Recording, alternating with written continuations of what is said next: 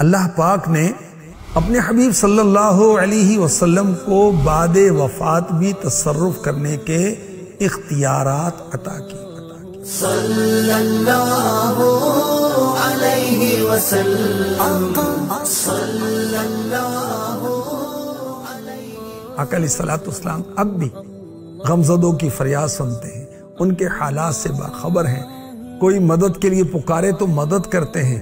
صحابہ کے اس بات پر اتنا پختہ عقیدہ تھا، جب صحابہ جنگ میں مشکل میں ہوتے تو نبی پاک علیہ الصلوۃ والسلام کو پکارتے اور نعرہ لگاتے، یا محمدہ۔ یہ نعرہ میدان جنگ میں مسلمانوں کی پہچان ہوا کرتا تھا۔ اگر کوئی سلام کرے تو ان کے سلام کا جواب میرے آقا علیہ الصلوۃ والسلام عطا فرماتے ہیں۔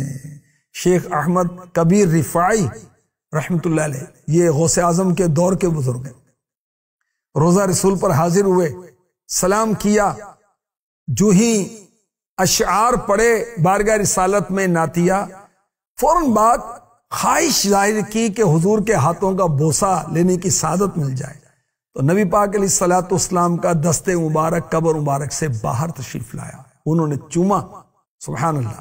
اسی طرح ایک بار 3 بزرگ 2 دن سے بھوکے تھے، روزہ رسول پر پہنچے، عرض کی یا رسول اللہ بھوک، یا رسول اللہ الجوع، بھوک۔ رسول اللہ صلی اللہ علیہ وسلم نے ایک علوی کے ذریعے کھانے کا انتظام کروا دیا۔ امام مسیری رحمت اللہ تعالی علیہ، مولاي صل وسلم دائما ابدا، یہ قصیدہ پڑھ دو، پوری دنیا میں مشہور ہے۔ لکھنے والے کون ہیں؟ امام مسیری۔ ان کو فالج ہو گیا، علاج کروایا، ٹھیک نہیں ہوئے، سوچا نبی کی شان میں قصیدہ لکھ کر فریاد کرتا ہوں۔ قصیدہ لکھا، ہم جسے نعت کہتے ہیں، لکھنے کے بعد سو گئے، قسمت جاگ گئی، آقا تشریف لائے، جسم پر ہاتھ پھیرا، چادر عنایت فرمائی، اور جب اٹھے تو چلنے پھرنے کے قابل ہو گئے۔ مولا علی مشکل کشا رضی اللہ تعالیٰ عنہ فرماتے ہیں، نبی پاک صلی اللہ علیہ وسلم کی وفات ظاہری کے 3 دن کے بعد ایک عرب کا دیہاتی بارگاہ رسالت میں مزار پر انوار پر حاضر ہوا، اس نے اپنے آپ کو قبر منور کے قریب گرا دیا، اس کی خاک اپنے سر پر ڈالی، عرض کی یا رسول اللہ، جو کچھ آپ نے اللہ پاک سے سنا وہ ہم نے آپ سے سنا، اور اس میں یہ بھی ہے وَلَوْ أَنَّهُمْ إِذْ ظَلَمُوا أَنفُسَهُمْ جَاءُوكَ فَاسْتَغْفَرُوا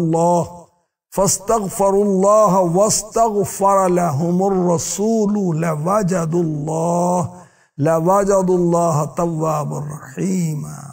اور اگر جب وہ اپنی جانوں پر ظلم کر بیٹھے تھے تو اے حبیب تمہاری بارگاہ میں حاضر ہو جاتے، پھر اللہ سے معافی مانگتے، اور رسول بھی ان کی مغفرت کی دعا فرماتے، تو ضرور اللہ کو بہت توبہ قبول کرنے والا مہربان پاتے۔